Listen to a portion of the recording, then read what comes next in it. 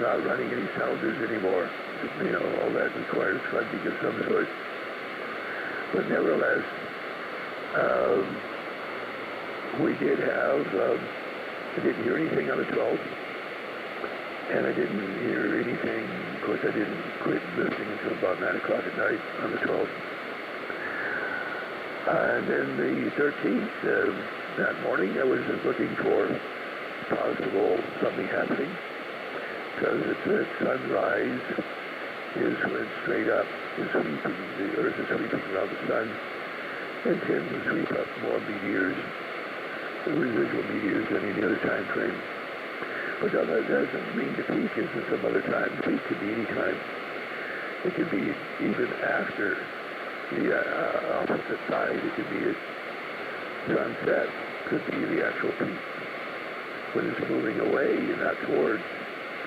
But needless to say, we started hearing some good meteor openings around 1 o'clock on the 13th. And it went off and on until about 9 that night. Now, it could have kept going, but it may be that a lot of people just went to bed. There was nobody out there except maybe some of the beacons. But mainly, it was definitely meteors, definitely up and down. And, the big screaming yellow and blue and green zonkers can support a full sideband communications for at least a minute or so at the most. So we did work Oregon and Washington, Idaho, and Oklahoma, and stuff of that nature. It was weird to kind of switch rapidly, because I'd working in Oregon station, and all of a sudden the station in Oklahoma would come through, or Texas or something. So that's my story on that. Go ahead, Jim, W6YOS. Okay, AA6BB a minute, WA6YOS, Jim at Westminster. Very good on all that, Will. Well, I may have mentioned before, but in the 60s, I was kind of into FM and TV DXing. In fact, there was even a column in Radio Electronics Magazine about this. And it was interesting. I do remember there was one year, and it was about this time of the year, too. It was sort of between summer and fall. So it would have been the time of the media gallery. And I remember hearing on FMDX, and back then there were way fewer signals on the dial than there are now, because now the dial is full of translators and auxiliary transmissions which relate to a main license, station. So one LA station could have like 6 or 7 transmitters now all putting out something. Back then that was not the case. But I can remember hearing, my most famous one that I remember is hearing Kearney, Nebraska on the FM broadcast band. And it would come in for just like, I don't know, you could hear it a few seconds at a time, like maybe 10, 20, 30 seconds at a time. And then it would be gone. It would just like, come up and then back into the noise. But it came up enough for me to get an ID, and I looked it up in my guide, and there it was. And then, of course, I'm seeing on television, I'm seeing on Channel 3. That was where you parked your ship to see the stuff rolling in. But that was really fun kind of DX tonight. I enjoyed that quite a bit. But I'm quite sure that the FM coming in the way it did in this time of the year and all, I'm sure it was some type of media status.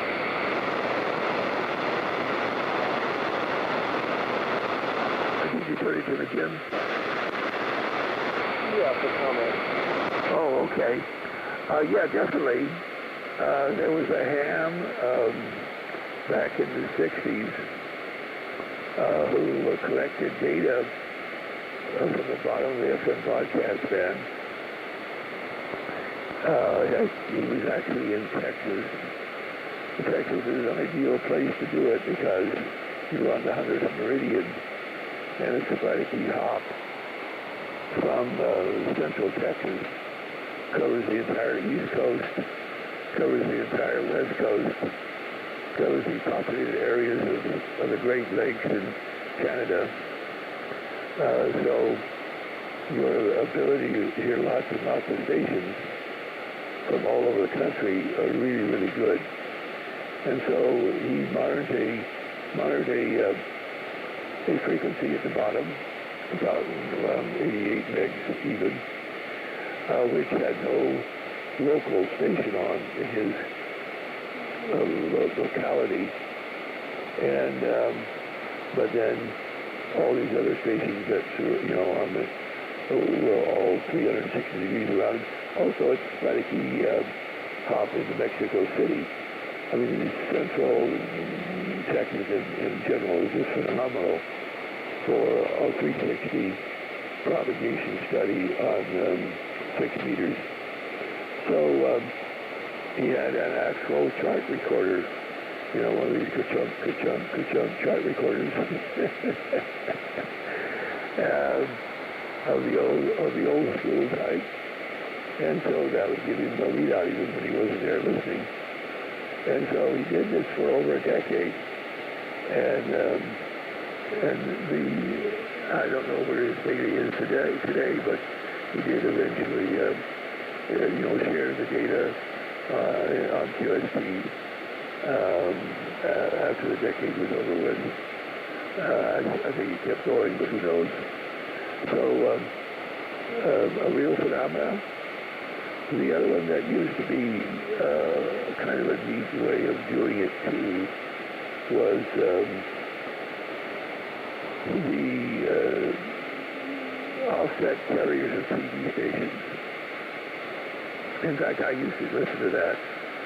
But let me go around everybody, then I'll go into that when we come back around. I don't want to waste too much time for everybody to check in first.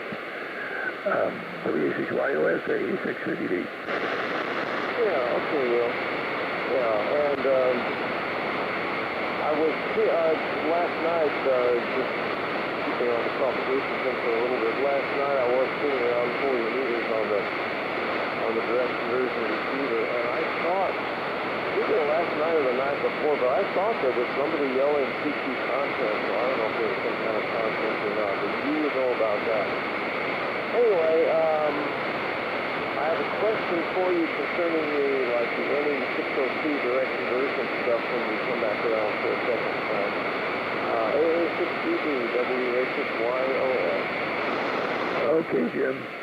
Well, there were the magazines historically, or the organizations, QST, would do all the major contests. And then CQ would also have CQ magazine contests. And so that was usually it. Today, that's no longer true. You have various clubs, various interest groups that will create contests.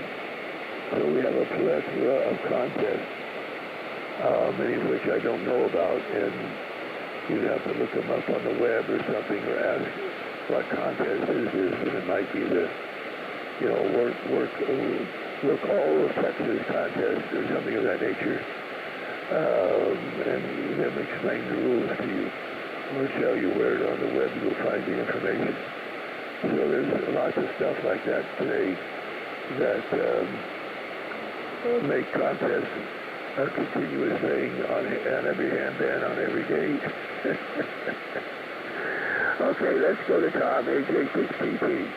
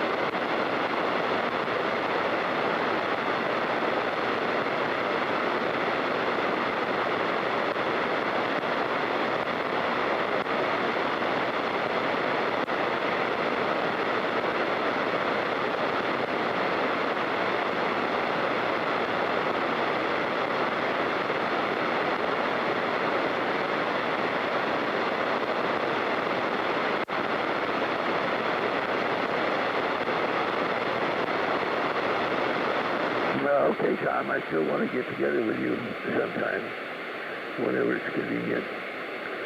Chief Gary is with us this morning, WA7BIP.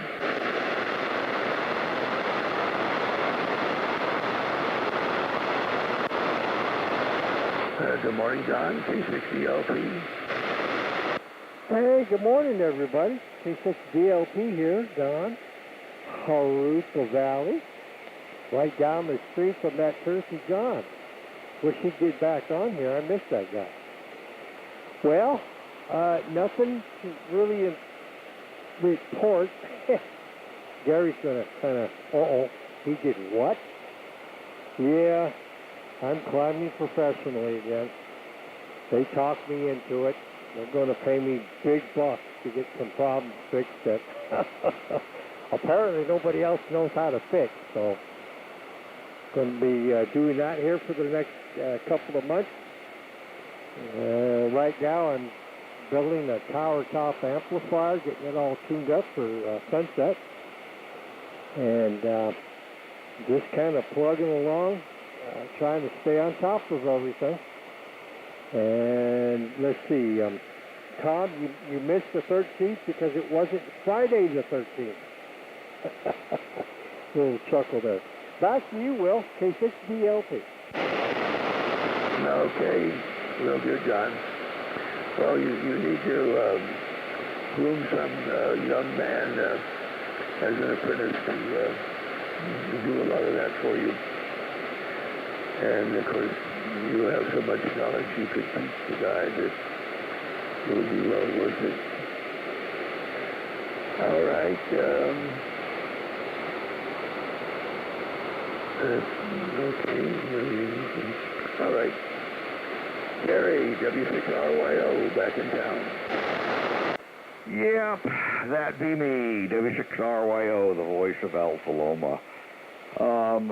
Yeah, I've been running a whole lot. Been a busy couple of months here, but I'm back and settled, and now starting to look through projects and see what I need to work on and what I don't care about working on and all of that. So it's been a bit tiring. Got back from the lake, and then granddaughter with her 3 kids showed up and spent a little time with us. They came down to go to Disneyland, so it's just been a bit hectic around here. Let me think. I don't have anything else to report. Haven't listened to the meteors. I need to do it. One year or two ago, I did a little bit on MS Cape 144 and made some interesting contacts, but just haven't gotten my head wrapped around it yet. So there's nothing else going on here. Can't even think of anything that is totally irrelevant that I could add to all this. So let's see. John K6X is doing better. I picked him up Wednesday for the breakfast, and I plan I will do that again. So he is becoming his old self again. So that's good news.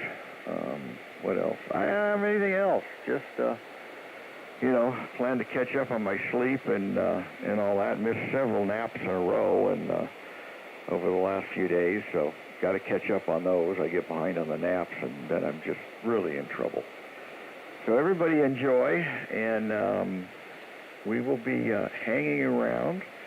And I still need to talk to you and John about that, about the videos he sent. So those are both very interesting, but we'll get to that.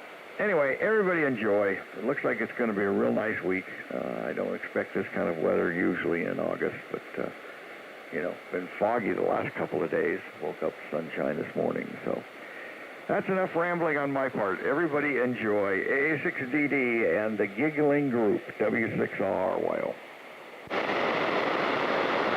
Yeah, Gary, the MSK 144, what are the various technical parameters of that? Is, how many carriers, what kind of shift, what bandwidth, what time on, stuff of that nature?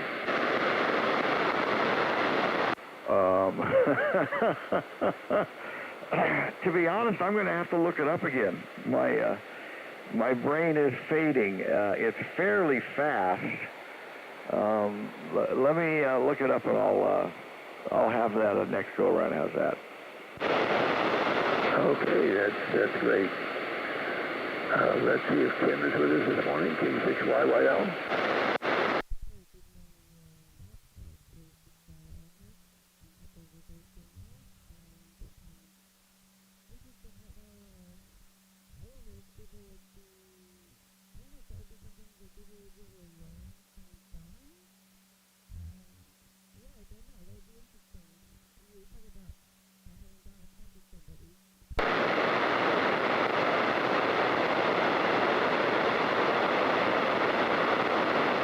I didn't understand that, Kim. And I can only hear you through the talk back.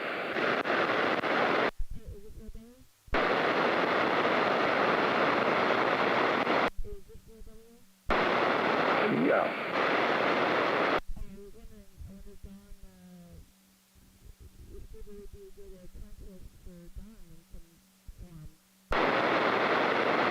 Oh, possibly.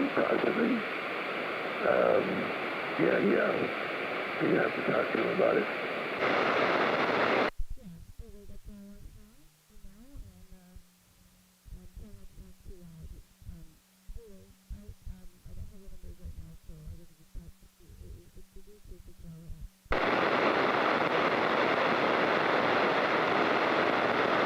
Yeah.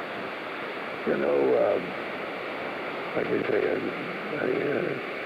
we'll talk about that kind of stuff off the net sometime. Dave, are you with us this morning? WD6JUI.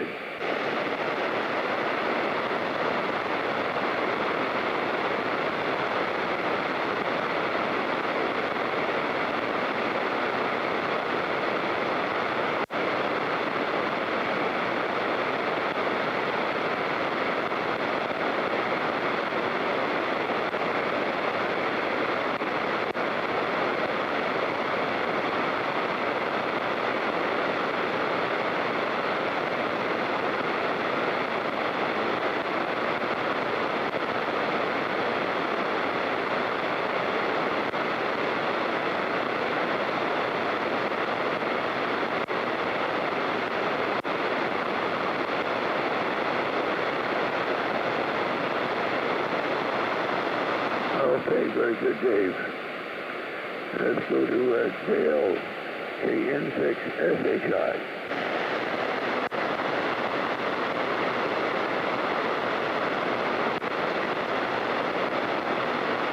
As usual, not that Dale in here this morning. Chris, KF6LEX.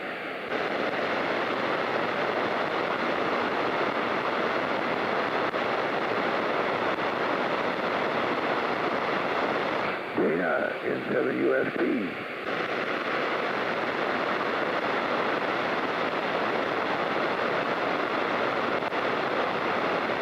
Rich, W6BRC.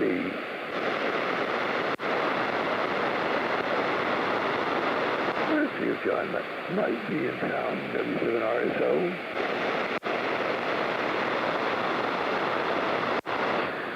All right, do we have any late missed check-ins before we go around again? Call signs, please.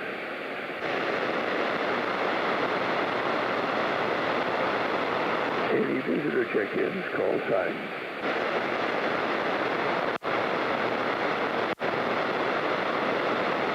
Okay, we'll go back up to Jim, WA6YLS.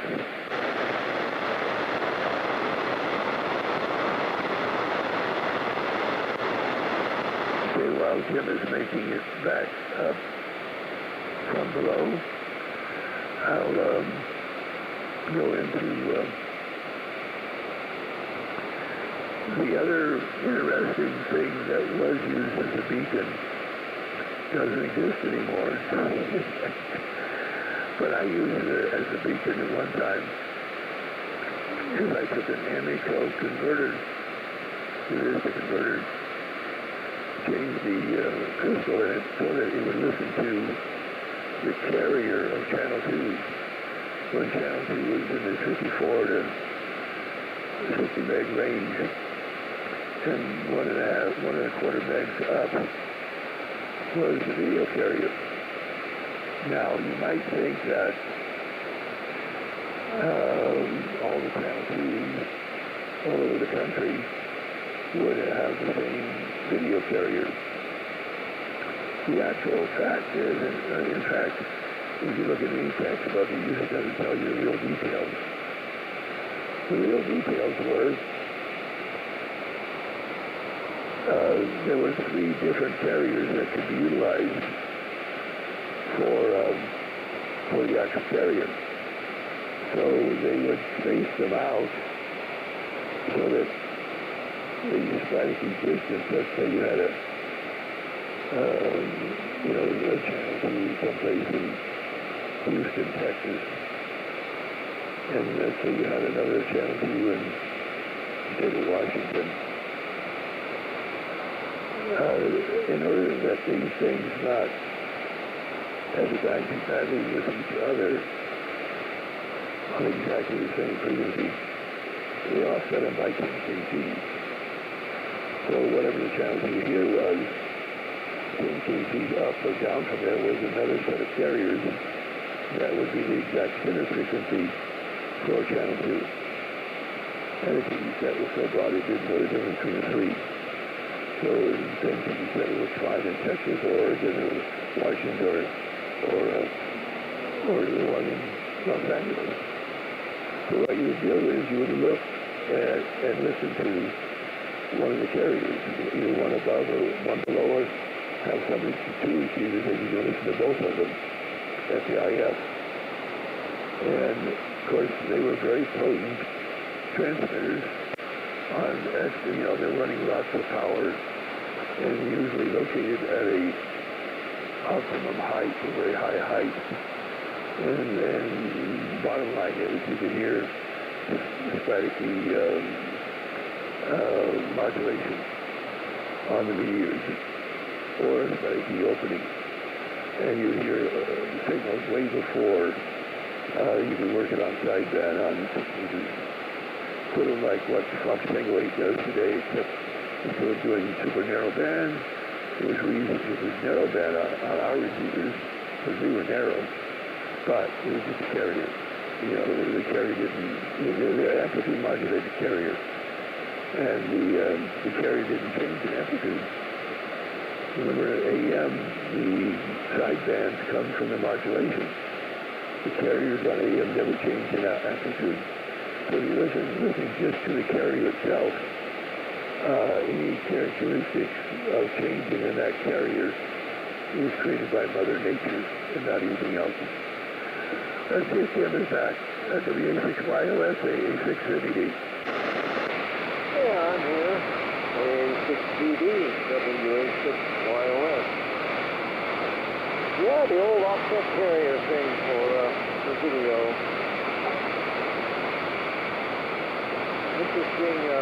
Interesting ideas.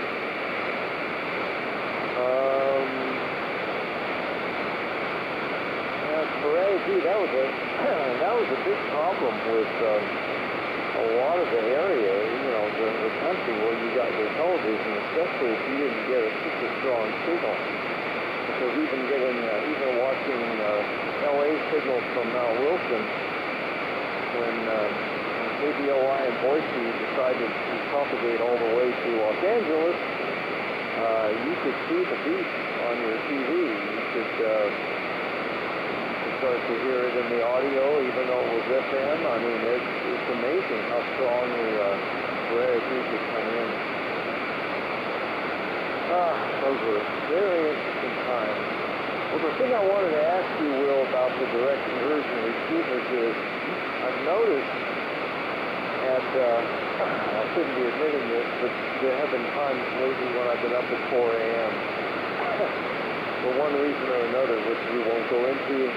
And I've come in and flipped on the direct conversion receiver and played a around 40 meters. And up at the high end of the range that it covers, you hear, some of the international stations coming in, there's a real strong Chinese signal. Several Chinese signals, but a real strong one.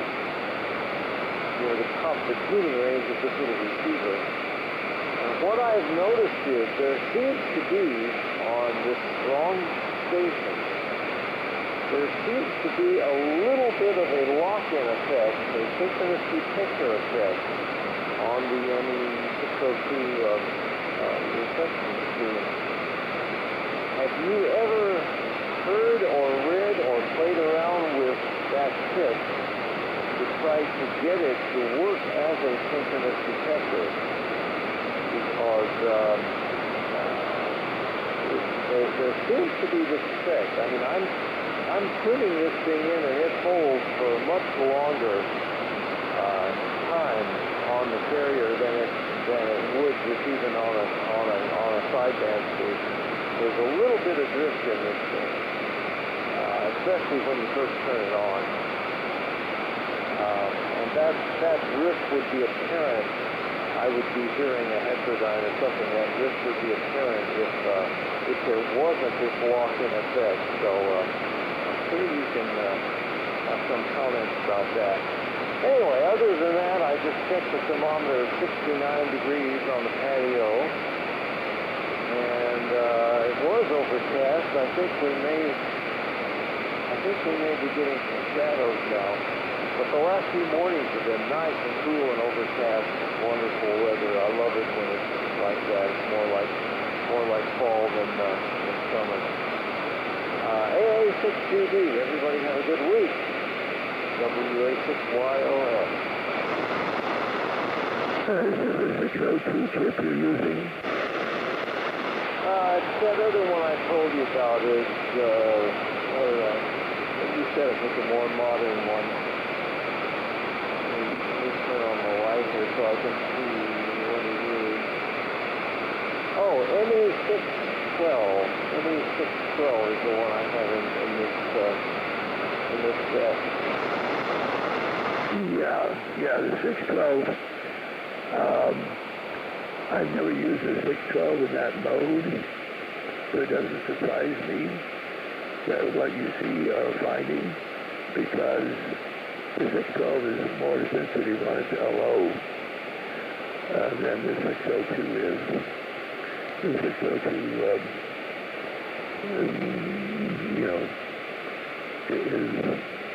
it takes more drive. The 612 takes less drive in the LO. So it wouldn't surprise me at all that the drive coming into the peak, it's a balanced input, and you're trying to balance out the problem.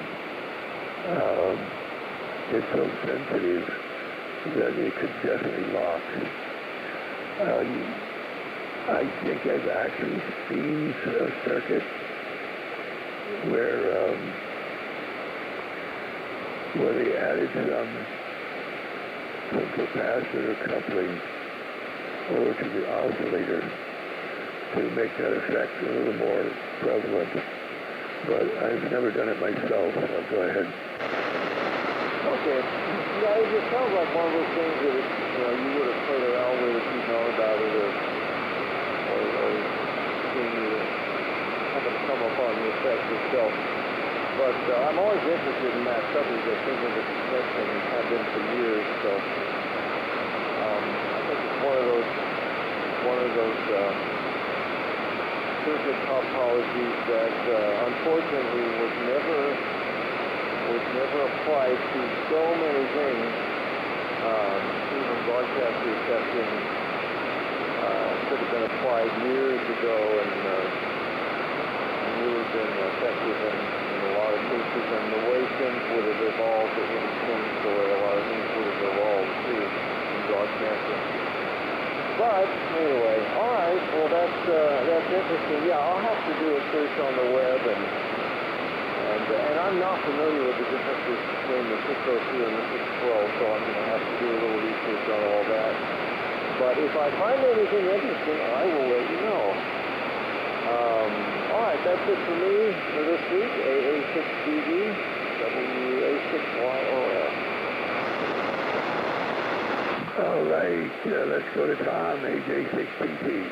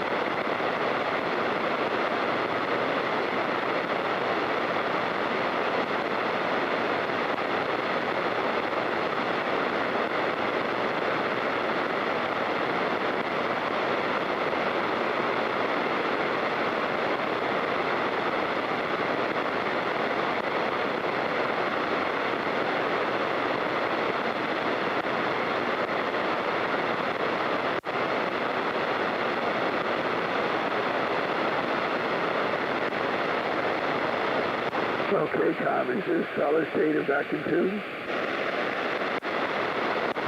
Oh, okay. All right. Very good. Yeah, we can, I'm sure if the device is good, we can get it going, help it get going. Okay, go ahead.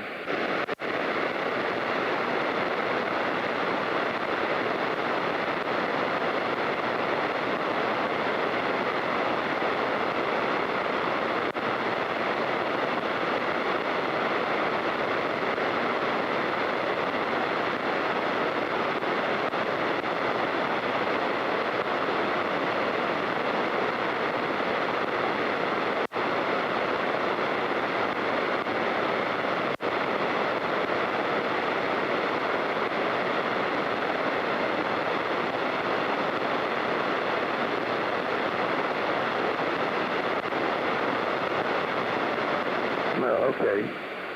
Yeah, well, I got more cats than I can stand, so. No room in the cat motel here. Let's go down to Don, K60LP. Okay, everybody. K60DLP for the last go-around. Yeah, you know, it's funny you mentioned Channel 2. I used to use Channel 2 and Channel 7 video carriers back in the, well, probably mid-'80s, maybe early '80s, as a frequency reference to set all my test equipment because that video carrier was always right on the money. You could always count on it. So that brings back some memories. Nowadays, I just use a little satellite receiver tied to the GPS system, and it takes timing from there, and it's very, very accurate. So that's how we do it.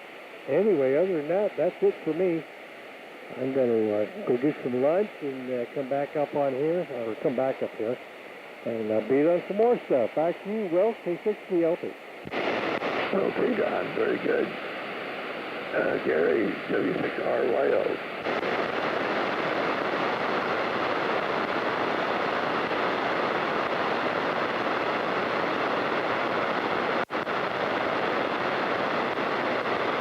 Looks like Gary stepped out. I'll get back to you here, Kim. Let me go to Dave. WB6JUI.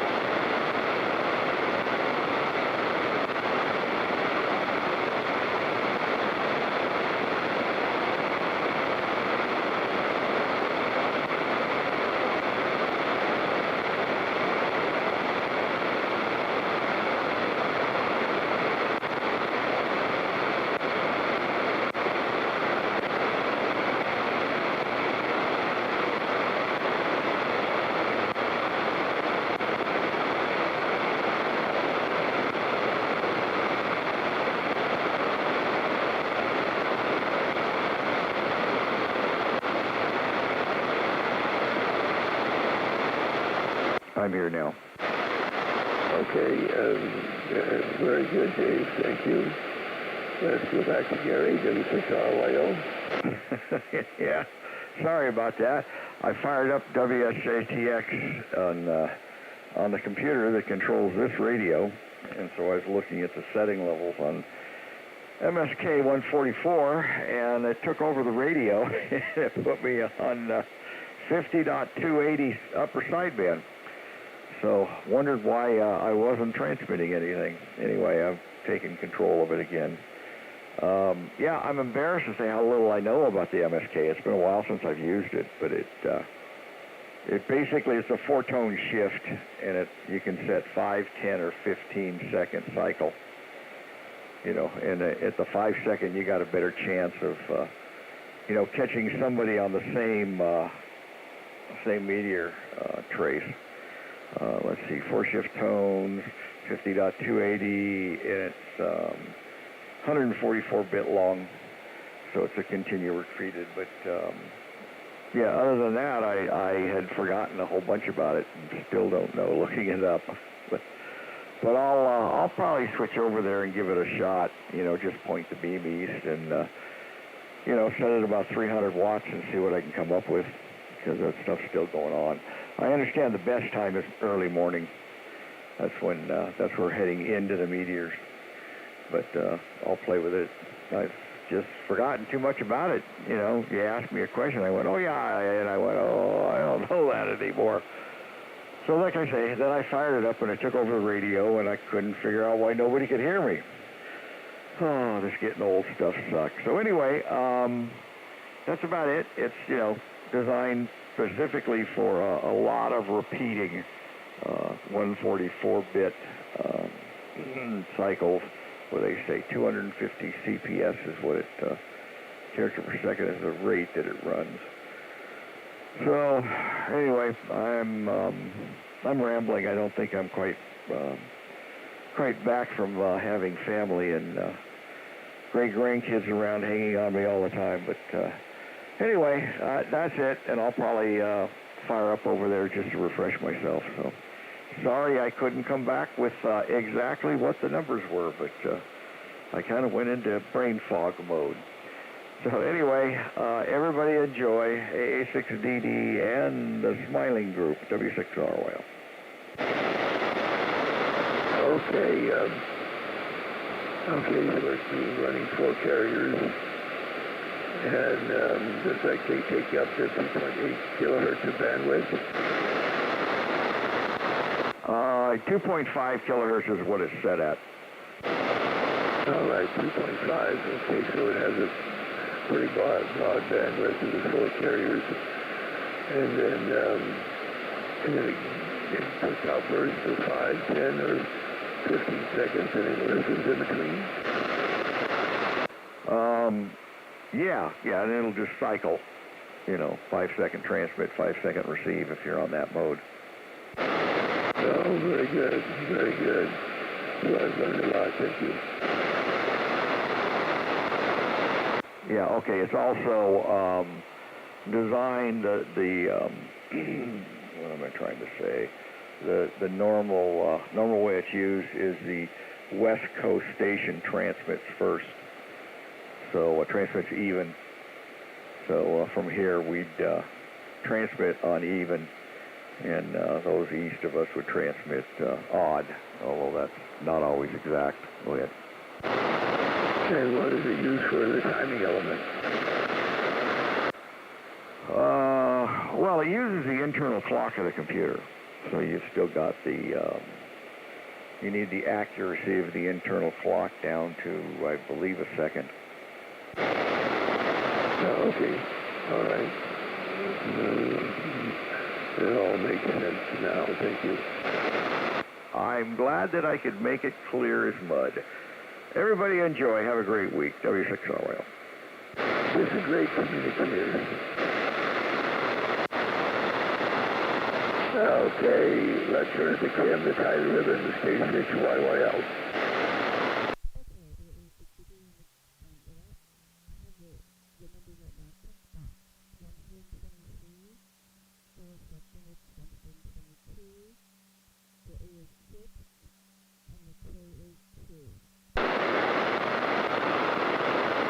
Okay, well, those sound like good numbers for 15 meters. At this time of the year, probably 15 should be quite good. But not quite into, well, when we get into September, then we'll start, middle of September, then we'll start to back alive with those numbers. All right, well, anything else, Kim, and then we'll shut her down.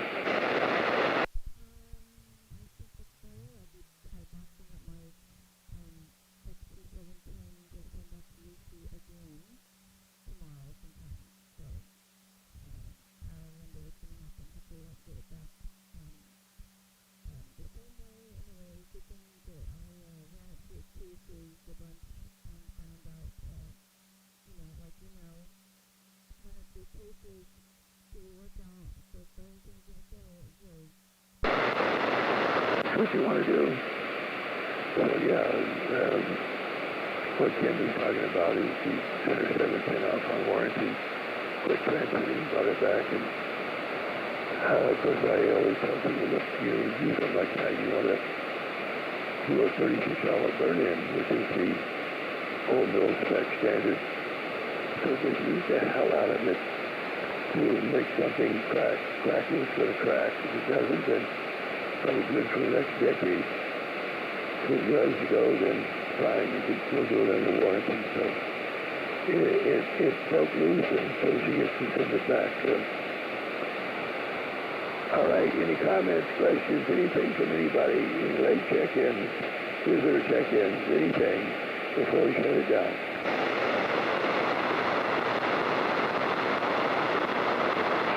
Very done. I'd like to thank everybody for participating. Everybody have a wonderful week, and it's really nice out. 886 CBD with the QS flying to 50.300 FM and squelching it up.